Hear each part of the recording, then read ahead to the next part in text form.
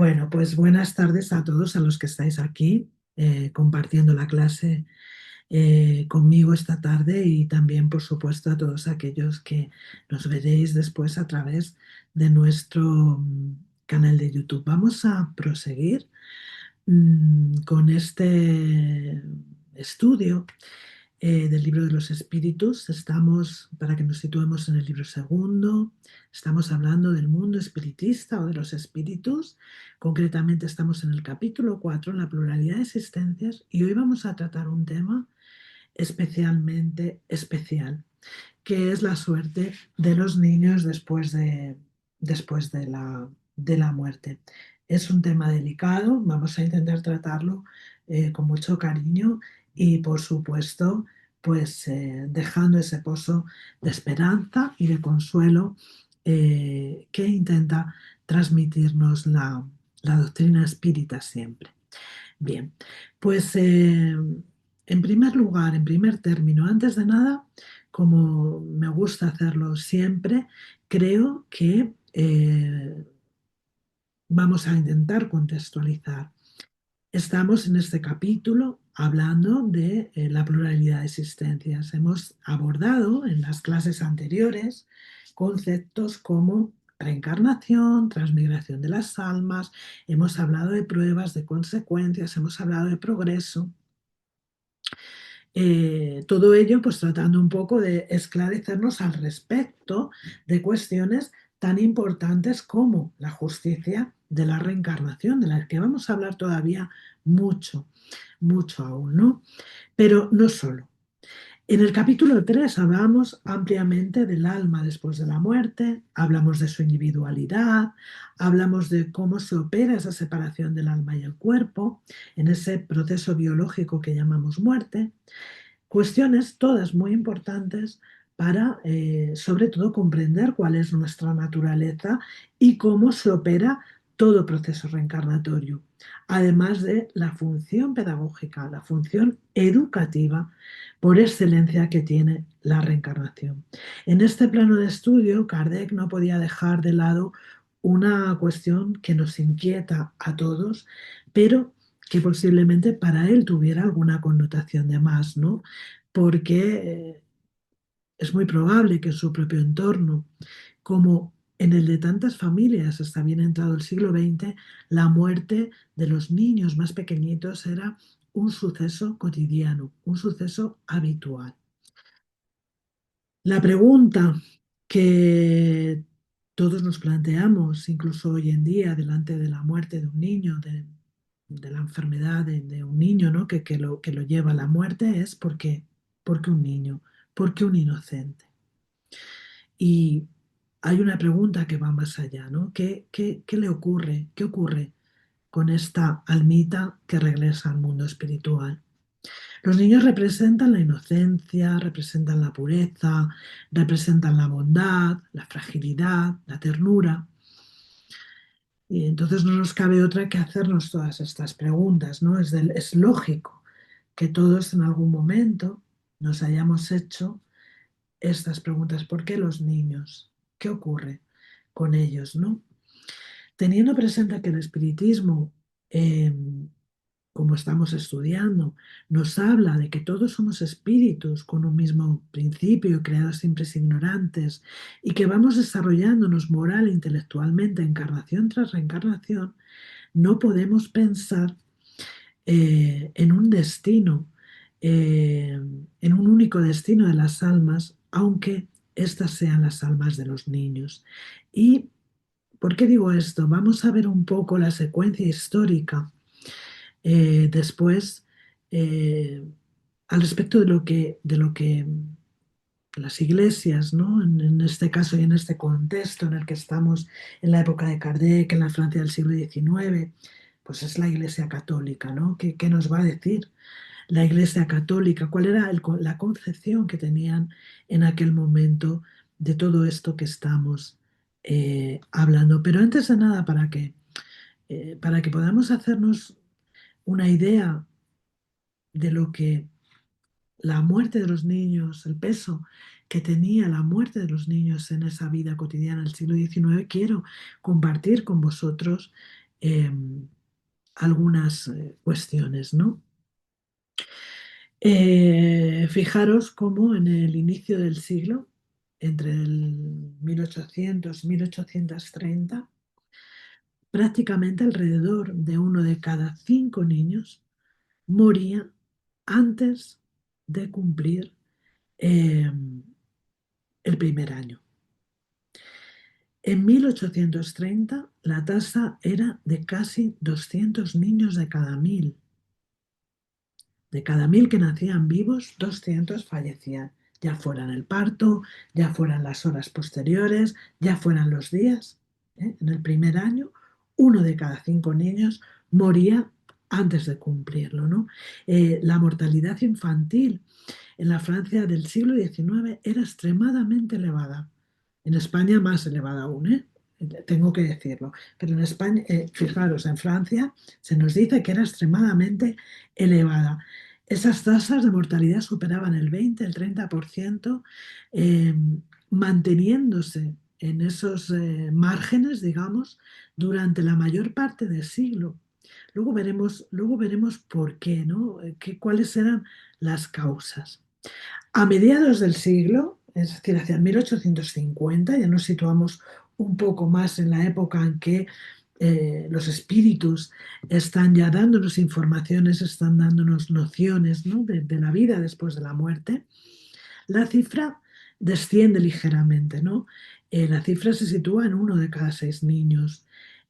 Fijaros, el gobierno francés calculó que en un periodo de 10 años, a mediados del siglo XIX, de 9,7 millones de nacimientos, 1,5 millones de niños fallecieron antes del primer año.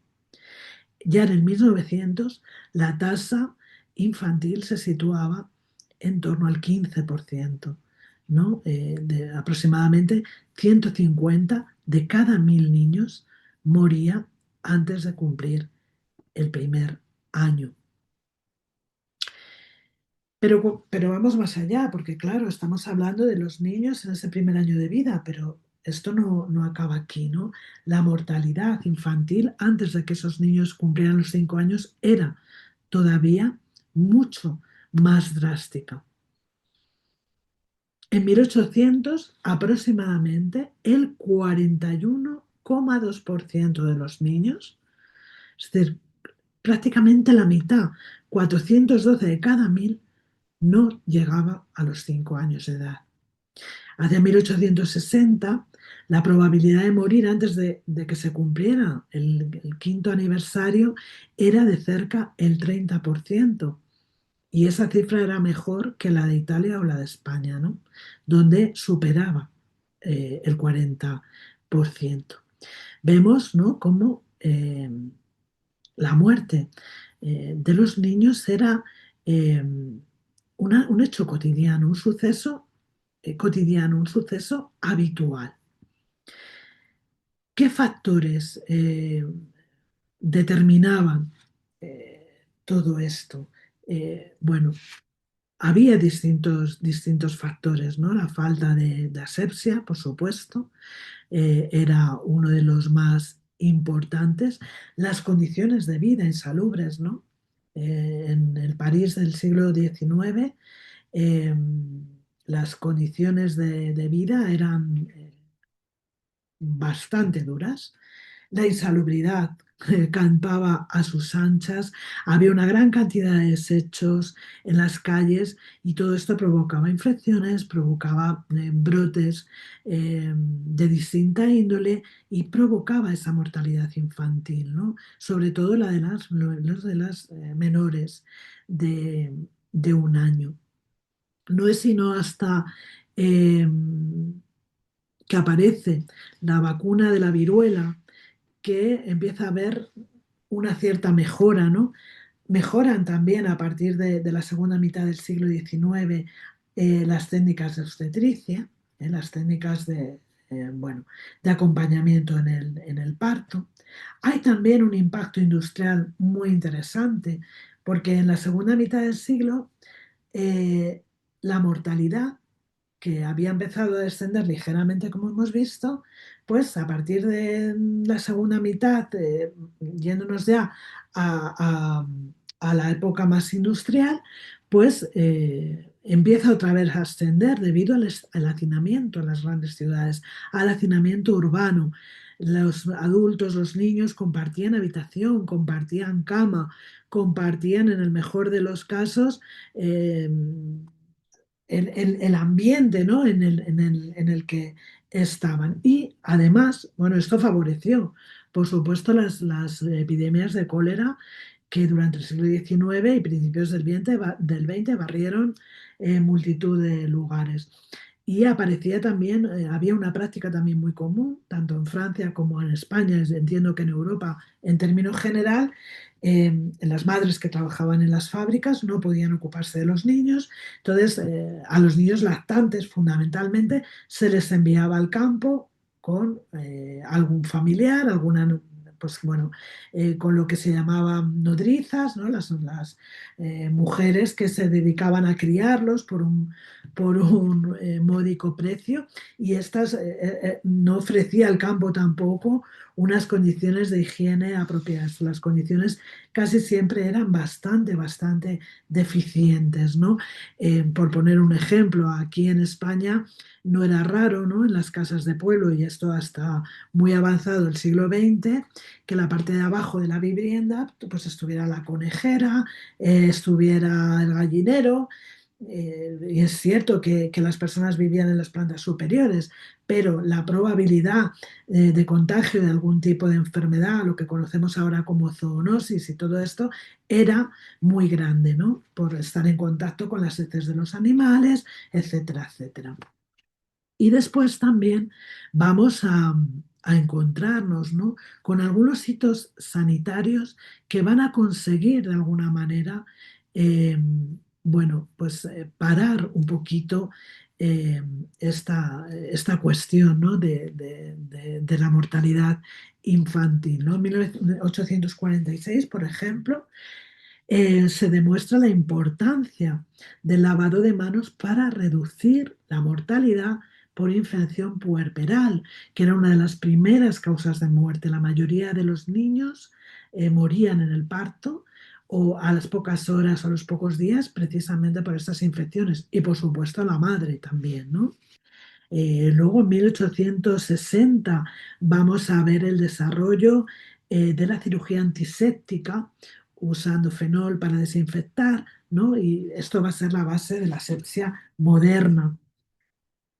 En 1880 aparece el autoclave, ¿no? Este aparato extraordinario que va a permitir la esterilización por medio del calor de los instrumentos, de los materiales médicos que se utilizaban. Y en 1889 se van a introducir por primera vez los guantes de goma, las batas, estos métodos de esterilización de los que estamos hablando, de instrumentos, marcando también el inicio del el quirófano aséptico.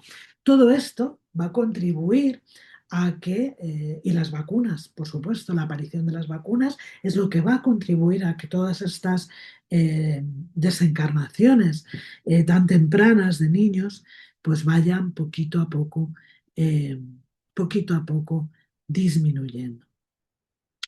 Eh, Vamos a hablar cómo se contemplaba, cómo se vivía todo esto. Era una sociedad que estaba acostumbrada a que los niños, de hecho, los índices de natalidad son muy altos, porque se tenían muchos hijos, porque se sabía que no iban a sobrevivir todos.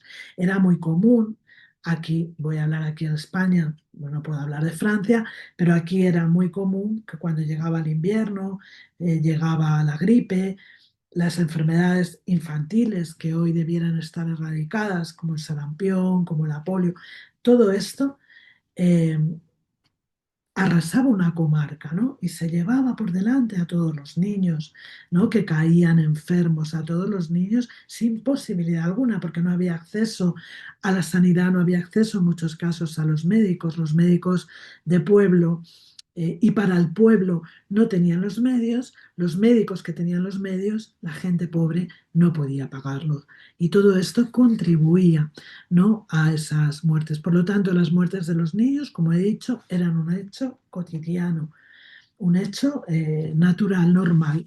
Era básicamente lo menos que podía pasar, y cuando un niño sobrevivía, pues era pues porque era muy fuerte o porque de una fortaleza mayor, etcétera, etcétera. Estamos hablando de una época en la que había grandes problemas también de alimentación, ¿no?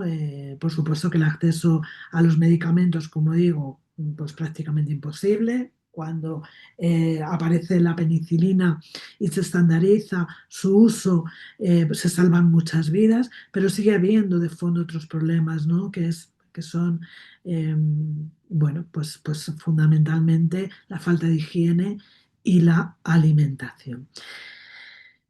Estamos por ver un poco qué respuestas se daban desde el ámbito religioso, desde el ámbito espiritual en esa Francia del siglo XIX, pero también en el resto de los países católicos, ¿no? En aquel momento, eh, Francia, un país en principio laico, pero que tenía en el que la Iglesia tenía una notable influencia, ¿no? La Iglesia católica, sobre todo en el periodo, eh, en el periodo, en la época, ¿no?, en el contexto en el que se desarrolla el libro de los Espíritus. Las respuestas que se nos ofrecen desde ese ámbito, la verdad es que me vais a permitir, pero no, no consuelan en exceso, ¿no? La visión de la Iglesia, en ese sentido, sobre el destino de los niños después de la muerte, eh, era considerablemente más severa y rígida que la actual, desde luego, eh, porque no se hablaba de esperanza de salvación con la misma apertura, ¿no?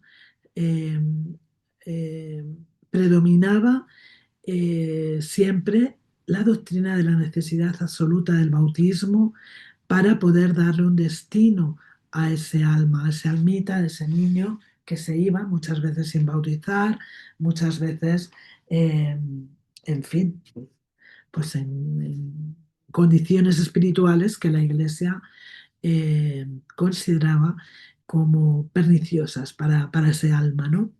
Entonces aparece este predominio absoluto del limbo, ¿no? Se genera, se crea, ¿no?, este dogma que nunca fue un dogma definido.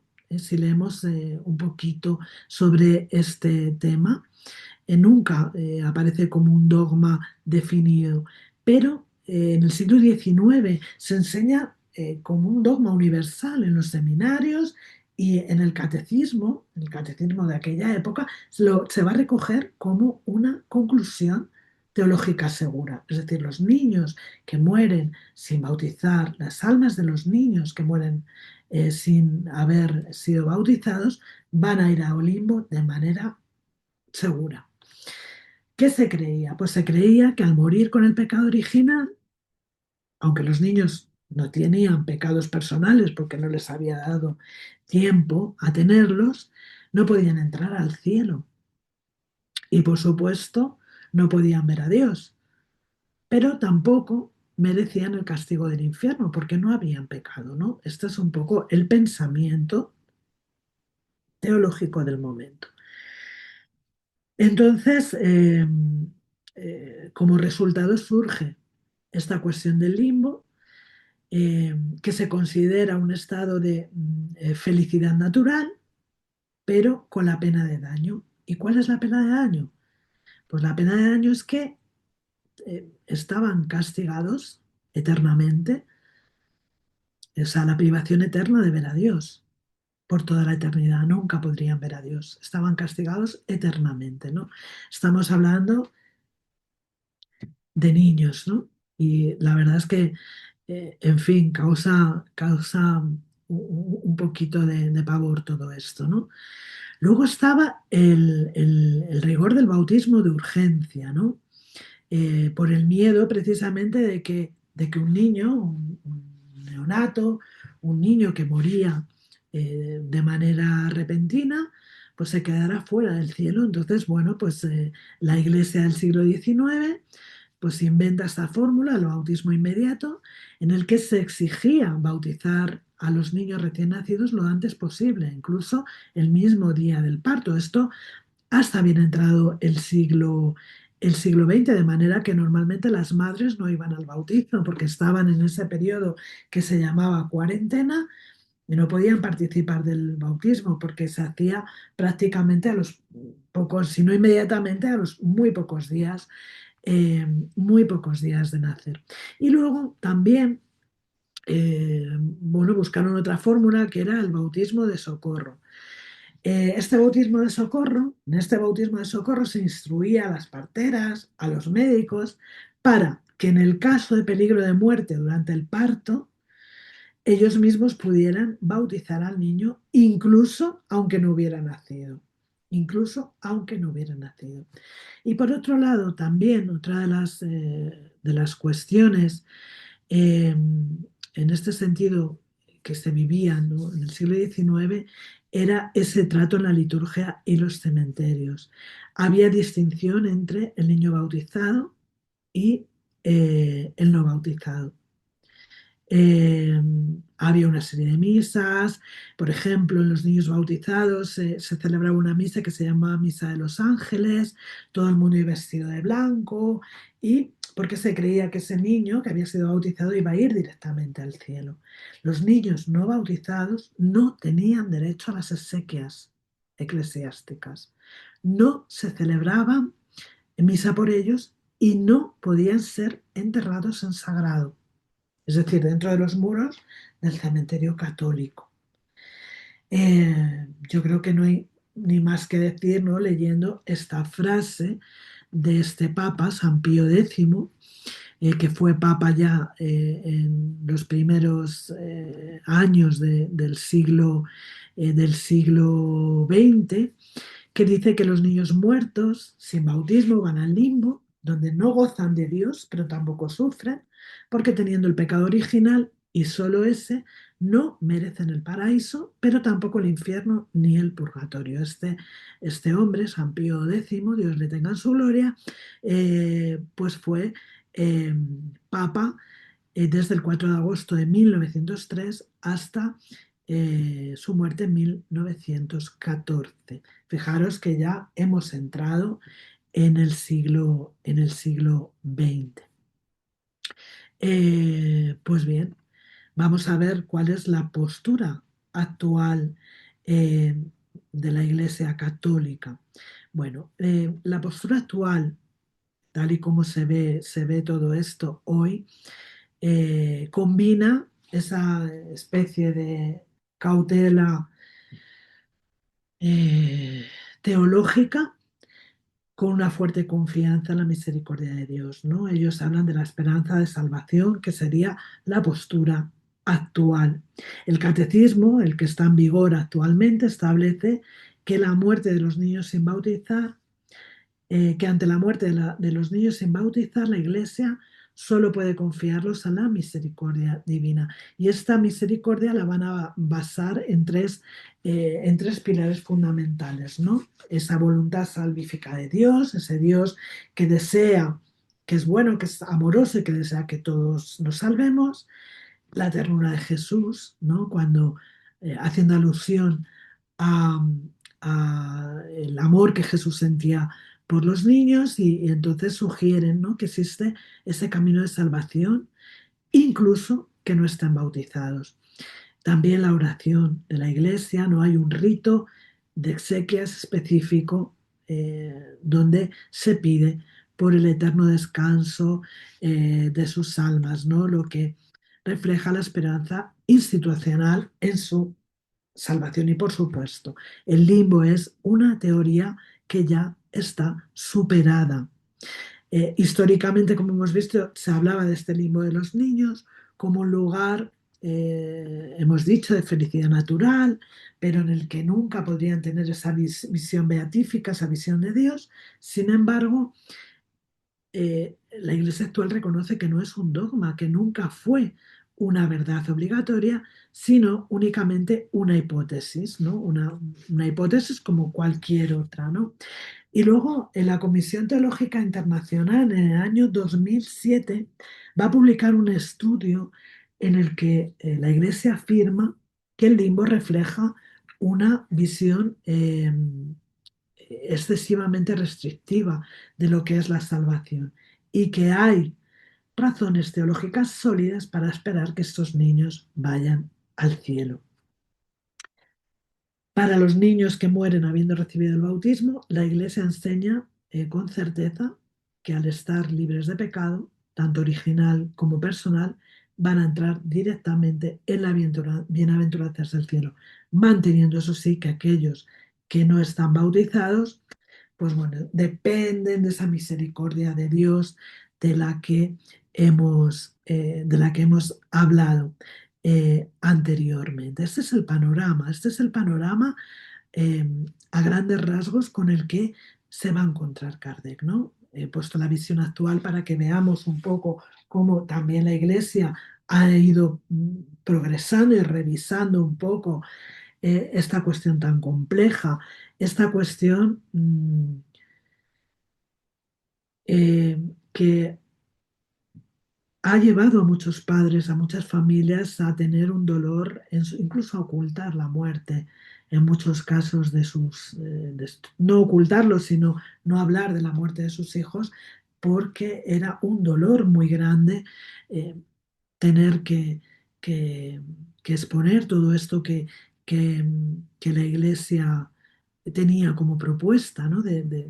Como respuesta a qué pasa con mi hijo, qué pasa con mi bebé, qué pasa con mi niño, qué pasa con ese niño que muere de cáncer en un hospital, en una unidad de cuidados paliativos, qué pasa, por qué, qué ocurre con ese alma, qué ocurre con ese espíritu, dónde va, qué era ese espíritu antes, ¿no? La Iglesia ni entonces ni ahora ofrece respuestas para esto. Las respuestas, y esto es una opinión personal, por favor, y que si se entienda y sin ánimo de ofender a nadie, no ofrece respuestas consoladoras.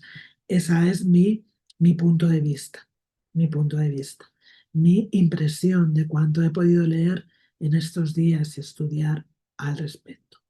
Vamos a ver entonces qué nos dice el espiritismo. Bueno, el espiritismo, que es la doctrina codificada por Allan Kardec, no hay otra, va a rechazar categóricamente la existencia de ese lugar, de ese limbo, como un estado eterno de privación. Eh, eh, para la doctrina espírita, la idea de un lugar donde las almas, fundamentalmente las de los niños no bautizados, van a quedar privadas de la felicidad eterna por una omisión que no depende de ellas, es contraria a la noción que nos ofrece la justicia divina. Por lo tanto, no puede admitirse. ¿Cuáles son los puntos claves de esta postura? Pues la negación, en primer lugar, de ese castigo inmerecido por lo que se llama el pecado original. El espiritismo además sostiene que Dios no va a castigar a un alma por falta de un rito externo, como puede ser el bautismo. El espiritismo niega que nadie pueda ser castigado por las faltas que han cometido otros. Por lo tanto, no existe esa noción del pecado original. Y para esto yo os pediría, si tenéis interés, si queréis seguir estudiando e indagando, que leáis la Génesis, ¿no? Eh, acerca de algunas de estas cuestiones.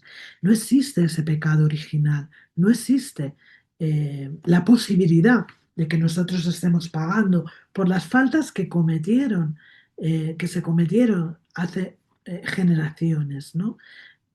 Por otros espíritus. Nos va a hablar de la ley del progreso, ¿no? Eh, vemos en el libro de los espíritus, vemos en toda la filosofía espírita que el destino de un alma va a depender de sus propios actos, de sus méritos, de sus deméritos, no de los rituales humanos. Y que las almas de los niños que mueren prematuramente son espíritus que ya han tenido existencias anteriores, porque somos reencarnacionistas, porque creemos en la preexistencia del alma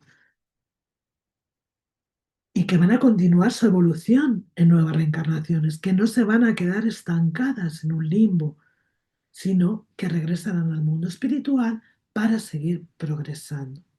En la obra El cielo y el infierno, Kardec argumenta que un estado mixto, como puede ser el del limbo, donde no hay sufrimiento, pero tampoco felicidad, pero tampoco dicha, equivale o equivaldría a un suplicio eterno e injustificable para aquel que no ha pecado. Entonces, eh, presentamos aquí lo que es, en definitiva, lo que nos dice a grandes rasgos, perdón, el espiritismo al respecto de esta postura, al respecto de esta postura que tiene la Iglesia Católica, que ha tenido, como hemos visto, y que ha mantenido férreamente hasta mediados del siglo XX, pero muy, muy arraigada en el siglo XIX, en la época de Kardec.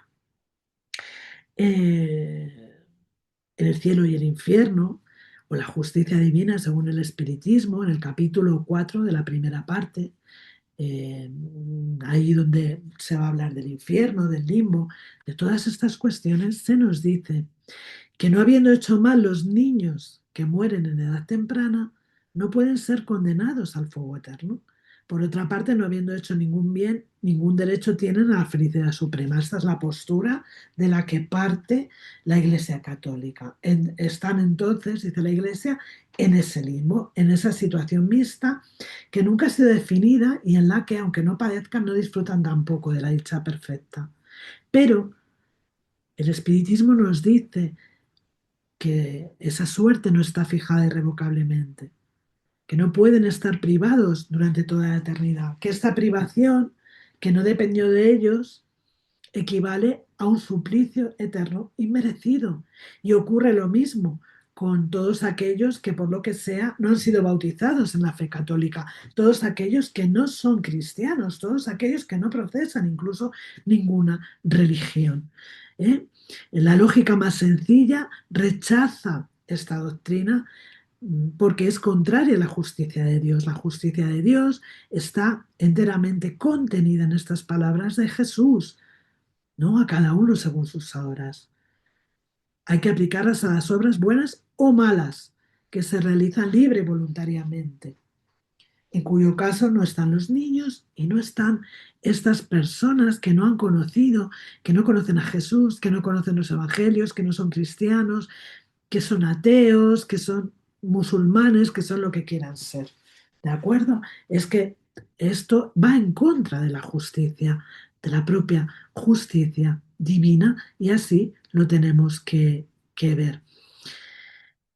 Si nos vamos a qué es el espiritismo, en su capítulo 3, El hombre después de la muerte, al ítem 158, ahí pregunta, Kardec recoge esta pregunta, Kardec concretamente, ¿cuál es en la vida futura la suerte de los niños que mueren en tierna edad? Y la respuesta es, pues magnífica. Nos dice que es una de las que mejor prueban la justicia y la necesidad de la pluralidad de existencias. Un alma que no haya vivido más que algunos instantes, no habiendo hecho ni bien ni mal, no merece ni premio ni tampoco castigo. Por esa máxima de Cristo, ¿no? A cada uno según sus obras. Y sin embargo, alguna suerte le cabrá, vuelve a repetir, porque ese estado mixto, eterno, es absolutamente injusto, no pudiendo tener consecuencia alguna para el alma, una existencia interrumpida desde su principio, su actual suerte es la que mereció en su precedente existencia. Fijaros qué curioso, un espíritu que ha venido hasta encarnado durante unos días, durante unas horas o unos pocos años, no ha tenido tiempo para pecar, no ha tenido tiempo para hacer ningún mal, no ha tenido tiempo, en la mayoría de los casos, para hacer ningún daño. Entonces, ¿qué ocurre cuando desencarna? Vuelve a su estado de espíritu vuelve a su estado de espíritu, a su estado natural de espíritu, y desde entonces su suerte va a ser la que merece como espíritu en ese estado. Así como nos dice esta respuesta, como la futura será la que merecerá por sus ulteriores existencias. Es decir, no habiendo pecado no puede haber consecuencias. Cuando volvemos al plano espiritual, partimos del mismo punto donde nos encontrábamos. Esta respuesta a mí personalmente me parece muy interesante. Vamos a adentrarnos ya en el libro de los espíritus. Vamos a ver qué nos dice el libro de los espíritus. Y vamos a ir a la pregunta 197. Uy, perdón.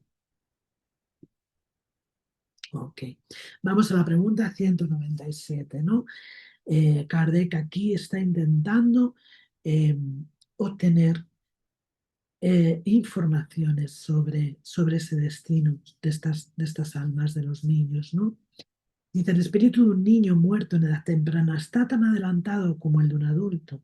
Claro, porque estamos hablando en todo el capítulo de esa progresión, de ese constante aprendizaje, de ese constante progreso ético-moral que las almas hacemos a través de la reencarnación. Y los espíritus le dicen que, claro, lógicamente, mucho más incluso, porque puede haber vivido mucho más y tener más experiencia, sobre todo si ha progresado. El alma de un niño, el ser que vemos delante nuestro con esa inocencia, con esa pureza, es un espíritu que tiene un bagaje de siglos, de existencias, de vivencias, de experiencias, que en muchos casos son superiores a las que tenemos nosotros. No hace falta más que escuchar, saber escuchar a los niños, poner los oídos, ¿no? Prestar oídos cuando nos hablan para darnos cuenta de cuántas veces, revestidos de esa inocencia, revestidos de esa ternura, ¿no? Expresan verdades como templos.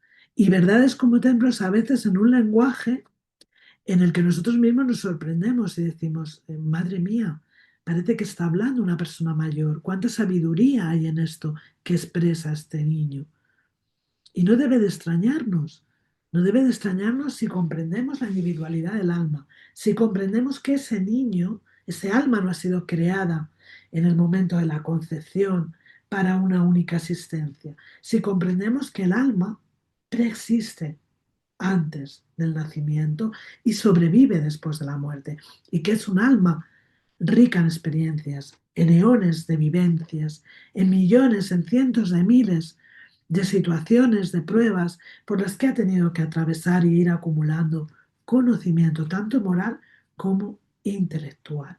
Por lo tanto, no es de extrañar que nos supere, no es de extrañar que sea más adelantado que cualquiera de nosotros, que cabe absolutamente dentro de lo posible, dentro de lo probable.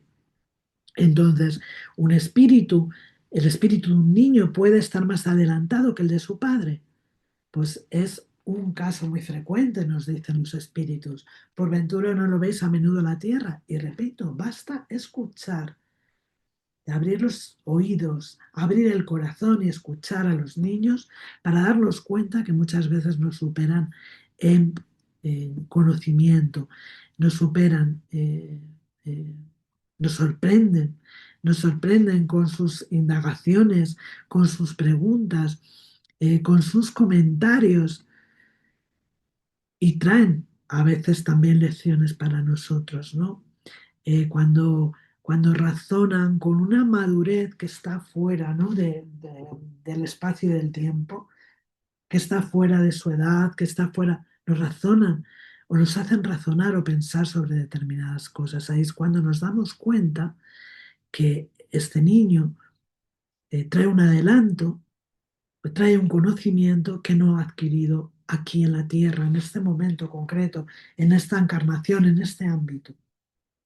Los niños son muy dados a indagar, a preguntar, pero también a razonar cuando se les deja. Y si sabemos escuchar y no les tapamos la boca diciéndoles que está diciendo tonterías, que tú qué sabes, que si abrimos nuestras antenas y escuchamos con el corazón, nos vamos a dar cuenta de cuántas lecciones y de cuánto aprendizaje hay acumulado en esas pequeñas almas. Nos dice Kardec eh, que si solo una existencia tuviese el hombre y si después de aquella quedase decidida para siempre su suerte futura, ¿cuál sería el mérito de la mitad de la especie humana que muere en edad tierna para disfrutar sin haber luchado de la dicha eterna? ¿Y con qué derecho sería eximida de las condiciones a veces tan duras impuestas a la otra mitad? Semejante orden de cosas, dice Kardec, no podría estar conforme con la justicia de Dios.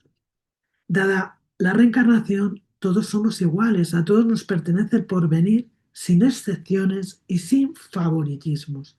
Los últimos que llegan solo a sí mismos, pueden culparse. El hombre debe tener el mérito de sus actos como tiene también la responsabilidad de ellos. Es decir, si en las almas de los niños, por el hecho de ser niños y morir en determinadas condiciones, les va a elevar a puestos superiores, esto sería contrario también a esa justicia de Dios que es equitativa, que es igual para todos, que no es una justicia retributiva, sino que es una justicia distributiva y además restaurativa, que es muy importante.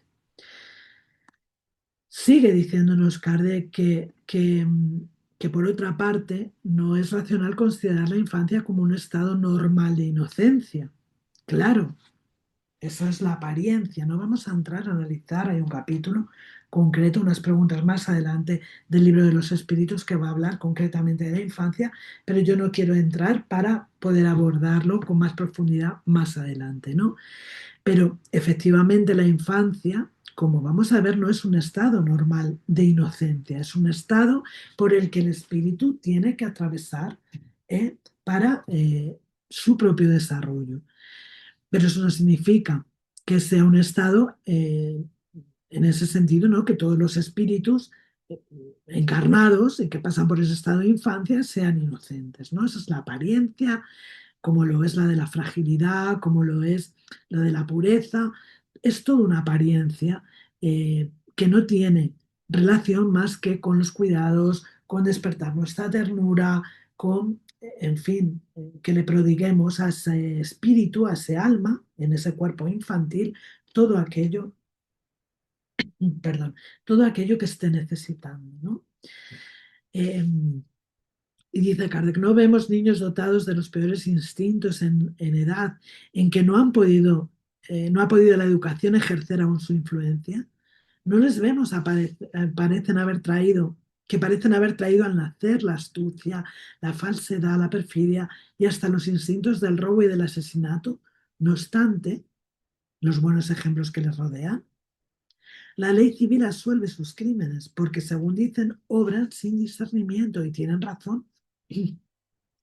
Porque en efecto obran más por instinto que de una manera deliberada.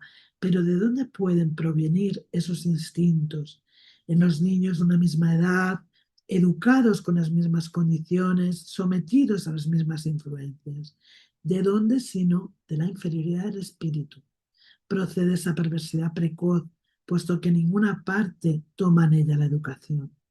Los que son viciosos lo son porque sus espíritus han progresado menos y sufren entonces las consecuencias, no de sus actos de niño, sino de los de sus existencias anteriores. Y así una misma es la ley para todos y a todos alcanza esa justicia de Dios.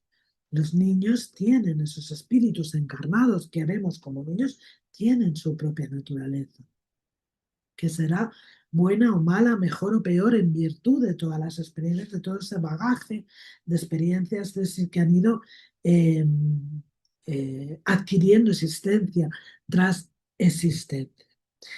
Quería comentar, hacer un inciso, aunque vamos ya muy deprisa, vamos a hacer un inciso, quiero hacer un inciso en una cosa muy concreta sobre la que también he estado leyendo en estos días y que tiene que ver y con esta cuestión que repetimos mucho, ¿cómo es posible que mis hijos, educados en el mismo ambiente familiar, por las mismas personas, en igualdad de condiciones sean tan distintos. Bueno, una parte grande, por supuesto, tiene que ver con ese bagaje espiritual, ¿no? Del que son portadores cada uno de ellos, partiendo de la base de que son seres individuales, ¿vale? Con sus individualidades, sus características propias.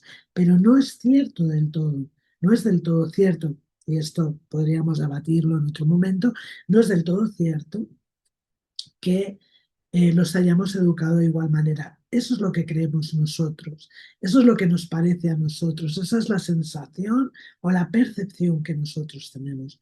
Pero realmente eh, no educamos a los hijos de igual manera por el simple hecho de que no somos las mismas personas cuando educamos a uno que cuando educamos al otro. Entonces, esto es una cuestión a debatir, por supuesto, en otro momento, pero que quería señalar porque hay que tenerla también muy presente. Vamos al Evangelio según el Espiritismo, ¿no? Porque allí nos dice que desde la cuna los niños van a manifestar sus instintos buenos o malos, esos que traen de esa existencia anterior. Como padres tenemos la obligación de estudiarlos, tenemos que vigilar ese orgullo, ese egoísmo, esas primeras señales que nos están revelando que esos niños tienen, ¿no? Algunas cosas que debemos pulir, que debemos intentar mejorar, que debemos encauzar, ¿no? Me gusta más que combatir, que debemos encauzar antes de que echen esas raíces profundas, ¿no? Y aquí nos recuerda este espíritu la necesidad de hacer como el buen jardinero, ¿no? Que va arrancando los malos vástagos de manera que esa planta crezca fuerte, crezca sana, tanto moral como intelectual como psicológicamente, ¿no? Porque si dejamos que el germen del orgullo, del egoísmo se desarrolle, pues por supuesto, como no puede ser de otra manera, habrá luego unas consecuencias, ¿no? Que vamos a sufrir nosotros mismos en un primer término. Pues en la revista Espírita de Estudios Psicológicos de 1859, en el mes de febrero, hay una disertación también del más allá que va a hablarnos de la infancia, que nos va a decir que, lo que los niños son esos seres que Dios nos envía para una nueva existencia eh, y que se les da, se les otorga toda la apariencia de inocencia, incluso cuando es un niño, bueno, dice de mala índole, ¿no? Un niño, ¿no? Que viene con esas fallas, con esos defectos, con esos vicios, ¿no? Eh, pero que esta inocencia no es en realidad una superioridad real sobre lo que eran antes. No, es la imagen de lo que deberían ser y si no lo son, únicamente sobre ellos ha de recaer la pena, ¿no? Es decir, es una imagen de inocencia que no se corresponde seguramente, que no tiene por qué corresponderse con la realidad del espíritu, ¿no? Es un espíritu encarnado pasando por esa fase de infancia en la que durante un tiempo su personalidad más profunda eh, está todavía adormecida. Hay un proceso psicológico que va a propiciar, ¿no? Con el desarrollo de sus órganos cerebrales, desarrollo a través también de lo que va aprendiendo y lo va adquiriendo, va a ir emergiendo poco a poco esa personalidad que es el espíritu que verdaderamente es, ¿no? Nos habla sobre la utilidad, ¿no? También en la revista Espírita, en este mismo artículo, sobre la utilidad que tiene la infancia, porque los espíritus no entran en la vida corporal si no es para perfeccionarse. Por lo tanto, toda vida, todo nacimiento, todo tiene un valor, es una oportunidad para el espíritu, aunque sea por unas horas, por un tiempo pequeño, por unos años. Esa vida tiene un valor, tiene un porqué. No vamos a dar explicaciones espurias sobre los porqués. No vamos a estar hablando de si es que fue un suicida en una vida y entonces como desencarnó y le quedaban 10 años, pues por eso no vamos a entrar en esas valoraciones que no tienen ningún sentido y que además yo creo que nos alejan mucho porque no sabemos nada, ¿no? Eh, lo que sí sabemos es que esa fragilidad de los niños los vuelve flexibles, los vuelve accesibles a los consejos, a la experiencia, por eso se nos confían, ¿no? Los padres tienen en ese sentido una misión importantísima y nosotros como padres debemos aprovechar el poco o mucho tiempo que disfrutemos de nuestros hijos también para procurarles las herramientas espirituales para que pueda progresar y, por supuesto, aprender de ellos. La infancia es útil, es necesaria, es consecuencia natural de esas leyes de Dios que rigen el universo. Y vamos un poquito adelante. El espíritu del niño que por haber muerto en edad temprana no puede hacer mal, pertenece a los grados superiores. Bueno, pues los espíritus ya lo hemos explicado, dicen que no, que si no ha hecho mal tampoco ha hecho el bien y Dios no le libra de las pruebas que ha de sufrir. Si es puro, no depende de que fuera un niño, sino de que estaba más adelantado, ¿no? Volviendo al Evangelio, la pureza del corazón es inseparable de la sencillez, de la humildad. Por tanto, todos los niños que tienen esa humildad, esa sencillez en el corazón, son espíritus que vienen a traernos un mensaje, que sí posiblemente sean espíritus quizá con un poquito de conocimiento, un poquito de desarrollo espiritual, más del que podemos tener nosotros. Un espíritu, un niño, nos dice el Evangelio, puede ser muy viejo, como hemos dicho, puede ser un espíritu de una larga trayectoria, naciendo otra vez a la vida corporal por la necesidad de ir depurándose, ¿no?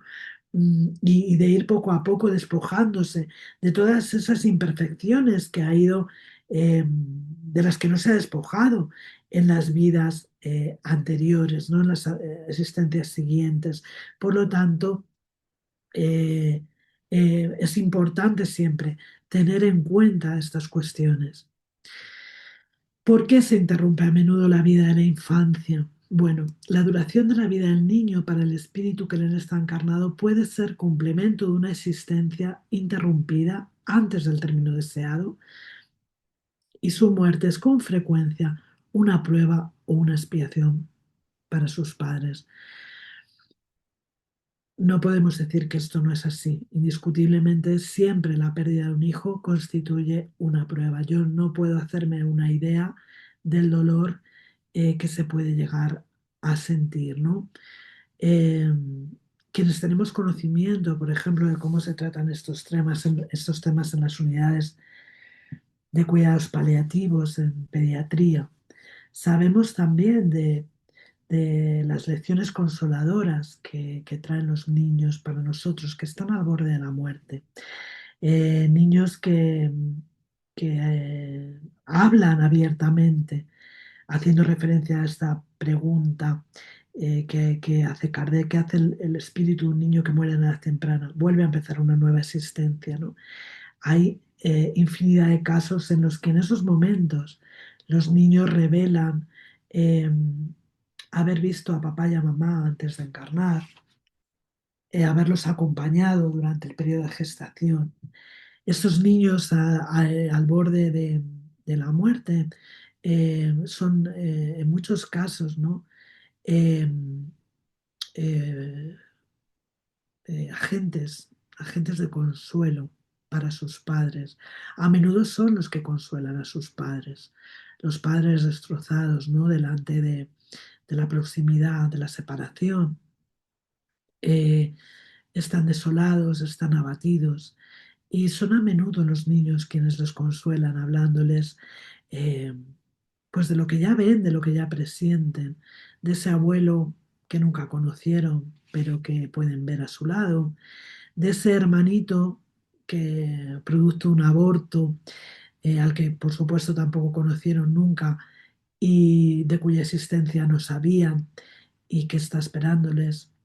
Hay un caso que a mí me toca muchísimo el corazón, ¿no? De una niña con un cáncer, una niña de 8 años, 9 iba a cumplir, con un cáncer, ¿no? Eh, eh, se había muerto hacía unos meses su mascota, una conejita, y cómo ella veía a la conejita em, en un gran foco de luz frente a un inmenso paisaje verde y maravilloso, ¿no? Y consolaba a sus padres diciéndoles que se iba a ir para abrazar a su conejita. Muchos niños que relatan haber visto a Jesús, que relatan cómo médicos y enfermeros del otro lado de la vida les acompañan en estos momentos. Son muchas veces ellos los portadores de ese consuelo para que esa prueba por la que tienen que atravesar sus padres sea más liviana, más suave, más ligera. No obstante, no deja de ser dolorosa. En la revista Espírita seguimos con este artículo sobre la infancia.